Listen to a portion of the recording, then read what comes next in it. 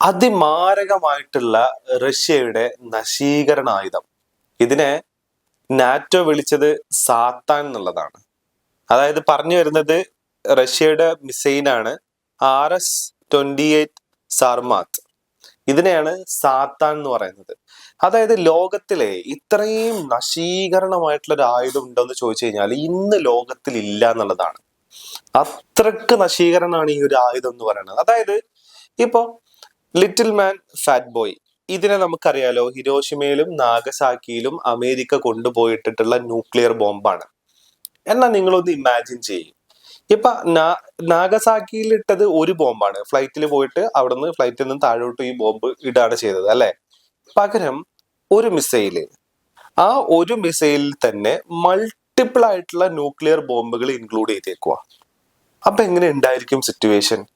അപ്പൊ ഒറ്റ missile launch ചെയ്ത് കഴിഞ്ഞാല് അമേരിക്കയിലെ പല തരത്തിലുള്ള സിറ്റികളിൽ മിസൈൽ ആക്രമണം, അതേപോലെ തന്നെ പല തരത്തിലുള്ള സിറ്റിയിൽ ന്യൂക്ലിയർ ബോംബാക്രമണം നടത്താൻ പറ്റുന്ന ഒരു സിറ്റുവേഷൻ ഒന്ന് ആലോചിച്ച് നോക്ക്. അതാണ് ഈ സാത്താൻ എന്ന് പറയുന്നത്. മാത്രമല്ല, ഇപ്പോ ലോകത്തിലെ ഏതെങ്കിലും ഒരു മിസൈല് ഈ നോർത്ത് പോള് വഴി സഞ്ചരിക്കാൻ പറ്റുന്നുണ്ടോ എന്ന് ചോദിച്ചു കഴിഞ്ഞാൽ ഐ ഡോണ്ട് നോ. അതായത് ഇപ്പൊ അന്റാർട്ടിക്കക്ക് മുകളിലൂടെ ഒക്കെ സഞ്ചരിച്ച് അമേരിക്കൻ ലാൻഡിന്റെ മുകളിലേക്ക് എത്തുക എന്ന് പറയുന്ന ഒരു സിറ്റുവേഷൻ അതുണ്ടോന്ന് ചോദിച്ചു കഴിഞ്ഞാല് ഇല്ല, കുറവാണ്, അല്ലെങ്കിൽ ഇല്ല എന്ന് തന്നെ വേണമെങ്കിൽ പറയാൻ പറ്റും. അമേരിക്കയുടെ എയർ ഡിഫൻസ് സിസ്റ്റങ്ങളെല്ലാം പ്ലേസ് ചെയ്തേക്കുന്നത് ഈ പറയുന്ന നോർത്ത് പോള് ഒഴിവാക്കിയിട്ടുള്ള ബാക്കി സ്ഥലങ്ങളിലാണ്. കാരണം ബാക്കി സ്ഥലങ്ങളിലൂടെയാണ് ഈ പറയുന്ന മിസൈലുകൾക്ക് വളരെ ഈസി ആയിട്ട് സഞ്ചരിക്കാനും അമേരിക്കയിലേക്ക് എത്താനും സാധിക്കുക. അപ്പൊ അതിനെ ടാക്കിൾ ചെയ്യാൻ പറ്റുന്ന രീതിയിലുള്ള എയർ ഡിഫൻസ് സിസ്റ്റങ്ങളൊക്കെ കൂടുതലും പ്ലേസ് ചെയ്തേക്കുന്നത് നോർത്ത് പോൾ അല്ലാത്ത ഏരിയയിലാണ്. എന്നാൽ റഷ്യ പറയുന്ന ഒരു കാര്യം എന്ന് പറയുന്നത്, ഈ മിസൈലിന് ഈ അമേരിക്കയുടെ എയർ ഡിഫൻസ് സിസ്റ്റങ്ങൾ കുറവുള്ള നോർത്ത് പോള് അന്റാർട്ടിക്കക്ക് മുകളിലൂടെ സഞ്ചരിച്ച് ഈ പറയുന്ന അമേരിക്കയിലെത്തി ആക്രമണം നടത്താൻ പറ്റും എന്നുള്ളതാണ്. വളരെ മാസീവ് ആയിട്ടുള്ള ഒരു ഏകദേശം 60 മീറ്റർ എന്തോ അത്രയും വലുപ്പമുള്ള ഒരു സാധനമാണ് ഇത്. ഭൂമിക്ക് അടിയിൽ നിന്നാണ് ഇത് ലോഞ്ച് ചെയ്യുന്ന ഈ ഒരു മിസൈൽ എന്ന് പറയുന്നത്. അപ്പൊ ഇതെങ്ങാനും ലോഞ്ച് ചെയ്തിട്ടുണ്ടെന്നുണ്ടെങ്കിൽ എയർ ഡിഫൻസ് സിസ്റ്റങ്ങൾക്ക് ഇത് കണ്ടെത്താൻ പറ്റുമെന്ന് ചോദിച്ചു കഴിഞ്ഞാൽ, ഈവൻ ഇനിയിപ്പോ എയർ ഡിഫൻസ് സിസ്റ്റങ്ങൾ ഇത് കണ്ടെത്തിയാൽ തന്നെ ഇതിന്റെ മാനൂവറബിലിറ്റി എന്ന് പറയുന്നത് റഷ്യ പറയുന്നത് എക്സ്ട്രീം ആണെന്നാണ്. അതായത് ഇപ്പോ ഇത് സഞ്ചരിച്ചു കൊണ്ടിരിക്കുന്ന സമയത്ത് ഇപ്പൊ നമ്മൾ ഇവിടുന്ന് ഒരു കല്ലെടുത്ത് എറിയുകയാണെന്നുണ്ടെങ്കിൽ, നമ്മൾ ഇവിടുന്ന് എറിഞ്ഞു കഴിഞ്ഞാൽ പിന്നെ അതൊരു നേർരേഖയിൽ പോയിട്ട് അങ്ങ് വീഴാണ് ചെയ്യുക. ഇപ്പൊ ബാലിസ്റ്റിക് മിസൈലുകളുടെ ഒരു യാത്രാ പദം എന്ന് പറയുന്നത് ഇതുപോലെ തന്നെയാണ്. അതായത് നമ്മൾ ഇവിടുന്ന് ഒരു ലൊക്കേഷൻ അല്ലെങ്കിൽ ഒരു പോയിന്റ് നമ്മൾ ഡിസൈഡ് ചെയ്യും. ആ പോയിന്റിലോട്ട് ഇത് എത്തണം എന്നുണ്ടെങ്കിൽ എത്ര ഫോഴ്സിൽ ഇത് ഇവിടുന്ന് വിടണം എന്നുള്ള കാൽക്കുലേഷൻസ് നടത്തുകയും ആ കാൽക്കുലേഷനിൽ ഇത് ഇവിടുന്ന് വിടുന്ന സമയത്ത് ആ പോയിന്റിൽ ആ ഫോഴ്സിൽ ആ പോയിന്റിൽ ചെന്ന് വീഴുകയാണ് ചെയ്യുക. പക്ഷെ അത് അങ്ങനെ വീഴുന്ന സമയത്ത് ഇതിങ്ങനെ സഞ്ചരിച്ചുകൊണ്ടിരിക്കുമ്പോൾ ഇടയ്ക്ക് അതിന്റെ സഞ്ചാര പദത്തിൽ എന്തെങ്കിലും മാറ്റം വരുമോ എന്ന് ചോദിച്ചു കഴിഞ്ഞാൽ ഇല്ല. കാരണം ഇത് മേലെ നിന്ന് നേരെ താഴോട്ട് വീഴുന്ന രീതിയിൽ നേർരേഖയിൽ വന്ന് വീഴുക ചെയ്യുക. പക്ഷേ ഇതിന് മാനൂവറബിലിറ്റി ഉണ്ടെന്നാ പറയുന്നത്. അതായത് ഇത് ഒരേ രേഖയിൽ സഞ്ചരിച്ചു പോവില്ല. ഇപ്പൊ ഏതെങ്കിലും ഒരു എയർ ഡിഫൻസ് സിസ്റ്റം ഈ മിസൈലിനെ ഡിറ്റക്ട് ചെയ്ത് കഴിഞ്ഞു കഴിഞ്ഞാല് ഇത് എത്ര സ്പീഡിൽ വരുന്നു, ഏത് രേഖയിലൂടെയാണ് ഇത് വന്നുകൊണ്ടിരിക്കുന്നത്, ഇത് സിവിലിയൻ ആൾക്കാരുള്ള സ്ഥലത്താണോ വീഴുക അതോ എംടി ആയിട്ടുള്ള സ്ഥലത്താണോ വീഴുക, ഈ കാൽക്കുലേഷൻസ് എല്ലാം സെക്കൻഡുകൾക്കുള്ളിൽ തന്നെ ഒരു എയർ ഡിഫൻസ് സിസ്റ്റം മനസ്സിലാക്കും, അല്ലെങ്കിൽ ഒരു റഡാർ മനസ്സിലാക്കും. അപ്പൊ അത് അപകടകരമായിട്ടുള്ള രീതിയിലാണ് അത് വരുന്നത്. സിവിലിയൻ ഏരിയയിലേക്കാണ് വരുന്നത് എന്നുണ്ടെങ്കിൽ അതിന്റെ സ്പീഡും അതിന്റെ ട്രാവലിംഗ് ആ ഒരു പാത്തും കൂടെ അനലൈസ് ചെയ്തിട്ട് അതിന് നേരെ ഒരു മിസൈൽ ഇവിടെ നിന്ന് അയക്കുകയാണ് ചെയ്യുക. അപ്പൊ എന്ത് ചെയ്യും, ഈ എയർ ഡിഫൻസ് സിസ്റ്റം അയക്കുന്ന മിസൈല് നേരെ ചെന്നിട്ട് ഈ പറയുന്ന ബാലിസ്റ്റിക് മിസൈലിൽ തട്ടുകയും ഇടിക്കുകയും അത് ആകാശത്ത് വെച്ച് തന്നെ പൊട്ടുകയും ചെയ്യും എന്നുള്ളതാണ്. അപ്പോ ഇങ്ങനെ സംഭവിക്കണം എന്നുണ്ടെങ്കിൽ ഇത് വീഴുന്ന പാത്തിൽ ഒരു തരത്തിലുള്ള മാറ്റവും സംഭവിക്കാൻ പാടില്ല. പക്ഷെ ഇവിടെയാണ് ഇതിന്റെ പ്രശ്നം. ഇത് അപകടകരമാവുന്നത് ഈ ഒരു കാരണം കൂടെ ഉള്ളത് കൊണ്ടാണ്. അതായത് ഇത് നേർരേഖയിൽ വരുന്ന സമയത്ത് തന്നെ ചിലപ്പോ ഒന്ന് അങ്ങോട്ട് മാറും, ചിലപ്പോ ഇതൊന്ന് ഇങ്ങോട്ട് മാറും. ഇങ്ങനെ ഇതിന്റെ പാത്ത് ഇത് ചേഞ്ച് ചെയ്തുകൊണ്ടേയിരിക്കും എന്നുള്ളതാണ്.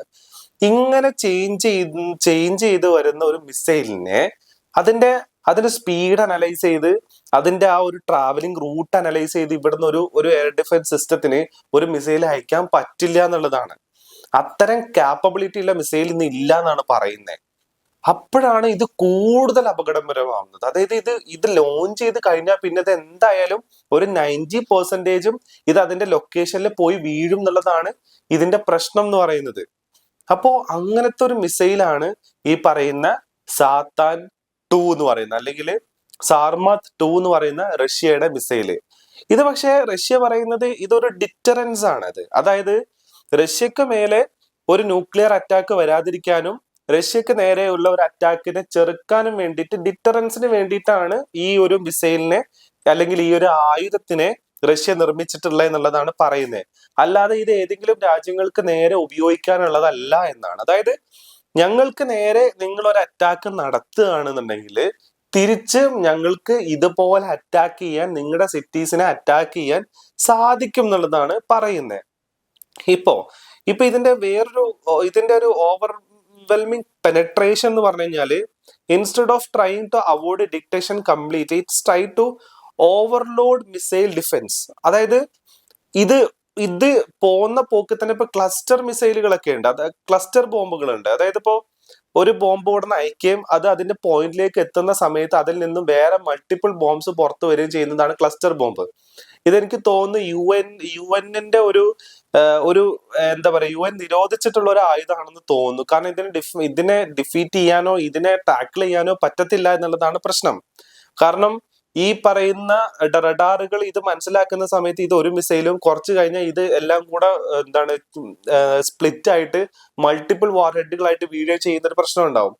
പിന്നെ ഇതിന്റെ ഒരു ഗുണം കൺഫ്യൂസ് റഡാർസ്. നേരത്തെ പറഞ്ഞ പോലെ തന്നെ മെനൂവറബിലിറ്റി ഇല്ലതുകൊണ്ടാണ് ഇത് റഡാറിനെ കൺഫ്യൂസ് ചെയ്യുന്നത്. പിന്നെ ഹെവി പേലോഡ് ആണ്, അതായത് ലാർജ് ഫ്യൂവൽ കപ്പാസിറ്റിയാണ്. ഇപ്പൊ 18,000 കിലോമീറ്റർ ദൂരം സഞ്ചരിക്കാൻ പറ്റും എന്ന് പറയുമ്പോ തന്നെ ഒന്ന് ആലോചിച്ച് നോക്കി. ഇതിനകത്ത് ഡ്രൈവർ ഒന്നും ഇല്ലല്ലോ, വേറെ എവിടെയെങ്കിലും ഇറക്കി പിന്നെ എണ്ണ അടിച്ചിട്ടൊന്നും അല്ലല്ലോ ഈ സാധനം പോകുന്നേ. ഇപ്പൊ ബസ്സൊക്കെ ആണെന്നുണ്ടെങ്കിൽ അങ്ങനെ പോകും, ഫ്ലൈറ്റ് ആണെന്നുണ്ടെങ്കിലും അങ്ങനെ പോകും.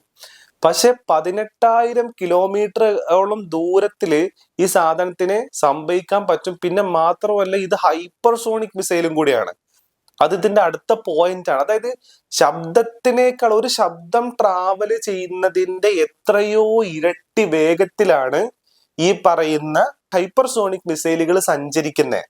അപ്പൊ ഒന്ന് ആലോചിച്ച് നോക്കിയേ, ഹൈപ്പർസോണിക് മിസൈല്, ഒരു ശബ്ദത്തിനേക്കാൾ വേഗത്തിൽ സഞ്ചരിക്കുന്ന ഒരു മിസൈല്, ആ സാധനം വന്നങ്ങ് വീഴുമ്പോ ഏത് റഡാറിനാണ് അതിനെ ഡിറ്റക്ട് ചെയ്യാൻ പറ്റുക?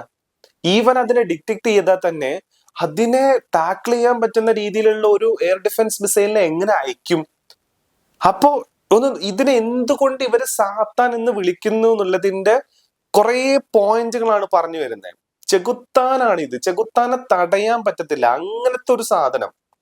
മനൂവറബിലിറ്റി, 36 മീറ്റർ നീളം, മാത്രമല്ല മൾട്ടിപ്പിൾ ആയിട്ടുള്ള ന്യൂക്ലിയർ വെപ്പൺസ് ഇൻക്ലൂഡ് ചെയ്തേക്കുക, മെനൂവറബിലിറ്റി അതേപോലെ തന്നെ 18,000 അതിൽ കൂടുതൽ കിലോമീറ്റർ സഞ്ചരിക്കാൻ പറ്റുക. അതേപോലെ തന്നെ സാധാരണ മിസൈലുകൾക്ക് സഞ്ചരിക്കാൻ പറ്റാത്ത അന്റാർട്ടിക്കക്ക് മുകളിലൂടെ, നോർത്ത് പോളിന്റെ മുകളിലൂടെ ഒക്കെ സഞ്ചരിക്കാൻ ഇതിന് പറ്റുക. അപ്പൊ അതുകൊണ്ടാണ് ഇതിനെ സാത്താൻ എന്ന് വിളിക്കുന്നത്. ഇതിനെ തടയാൻ പറ്റത്തില്ല, ഇതിനെ ടാക്കിൾ ചെയ്യാൻ ഇന്ന് സാധിക്കത്തില്ല എന്നുള്ളതാണ് ഇതിന്റെ പ്രോബ്ലം എന്ന് പറയുന്നത്. ഇതിനെ സത്യത്തിൽ നാറ്റോയും അതേപോലെ തന്നെ അമേരിക്കയും ഭയക്കുന്നുണ്ടോ എന്നുള്ളതും കൂടെ നമ്മൾ കാണണം. പിന്നെ നേരത്തെ പറഞ്ഞു ഈ ഒരു മിസൈലിനകത്ത് മൾട്ടിപ്പിൾ ആയിട്ടുള്ള പല തരത്തിലുള്ള ന്യൂക്ലിയർ ബോംബുകൾ ഇതിനകത്ത് ഇൻക്ലൂഡ് ചെയ്യാന്ന് പറഞ്ഞു. അങ്ങനെയാണെന്നുണ്ടെങ്കിൽ തിയറിറ്റിക്കലി ഏതൊക്കെ അമേരിക്കൻ പട്ടണങ്ങളെ ഒരൊറ്റ മിസൈൽ കൊണ്ട് ഈ പറയുന്ന റഷ്യക്ക് തകർക്കാൻ പറ്റും എന്ന് നോക്കിക്കഴിഞ്ഞാൽ നമുക്കിവിടെ നോക്കാം. ന്യൂയോർക്കിനെ തകർക്കാം, വാഷിങ്ടണിനെ തകർക്കാം, ചിക്കാഗോനെ തകർക്കാം, US മിലിറ്ററി ബേസുകളെ തകർക്കാം, അതേപോലെ തന്നെ മിസൈൽ സൈലോസിനെയും കൂടെ തകർക്കാൻ പറ്റും എന്നുള്ളതാണ്. അപ്പൊ അമേരിക്കയിലെ പ്രധാനപ്പെട്ട 4 സിറ്റികളെയും അമേരിക്കയുടെ പ്രധാനപ്പെട്ട പട്ടാള ക്യാമ്പുകളെയും അതേപോലെ തന്നെ മിസൈൽ സൂക്ഷിച്ചിട്ടുള്ള സ്ഥലങ്ങളെ അടക്കം ഒരേ സമയം ഒരു ഒറ്റ മിസൈൽ കൊണ്ട് ആക്രമിച്ച് കീഴ്പ്പെടുത്താൻ പറ്റും എന്നുള്ളതാണ്. ലോകത്തില് ആരുടെ കയ്യിലും ഇതുപോലത്തെ ഒരു സാധനം ഇന്ന് ഇരിപ്പില്ല എന്നുള്ളതാണ്. അപ്പൊ പറഞ്ഞു വരുന്നത് എന്തുകൊണ്ടാണ് ഇതിനെ നാറ്റോ സാത്താൻ എന്ന് വിളിച്ചെന്നുള്ളതാണ്. ഇതിന് സാർമാത്ത് എന്നാണ് പറയുന്ന റഷ്യ വിളിക്കുന്നത് എന്നുണ്ടെങ്കിലും നാറ്റോ ഇതിനെ വിളിക്കുന്ന സാത്താൻ, ചെകുത്താനാണ് ആ സാധനം. തടയാൻ വളരെ ബുദ്ധിമുട്ടാണ് എന്നുള്ളതാണ് ഇതിന്റെ ഒരു പ്രത്യേകത. പക്ഷെ ഇതിനെ റഷ്യ അങ്ങനെ ഉപയോഗിക്കുന്നൊന്നും പറയാൻ പറ്റത്തില്ല. ന്യൂക്ലിയർ ഡിറ്ററൻസ് ആണ്. അതായത് റഷ്യക്ക് നേരെ നിങ്ങൾ വരണ്ട, റഷ്യയുടെ മണ്ണിലോട്ട് നിങ്ങൾ കയറണ്ട, റഷ്യക്ക് നേരെ നിങ്ങൾ ഒരു തരത്തിലുള്ള സാങ്ഷൻസും നിങ്ങൾ കൊടുക്കണ്ട. കൊടുത്തു കഴിഞ്ഞാൽ നിങ്ങളുടെ അടുത്ത് ഇങ്ങനെ ഒരു സാധനം ഇരിപ്പുണ്ട്, നിങ്ങൾ സൂക്ഷിച്ചോ. ഈ ഡിറ്ററൻസ് ആണ് സത്യത്തിൽ സാത്താൻ എന്ന് പറയുന്നത്.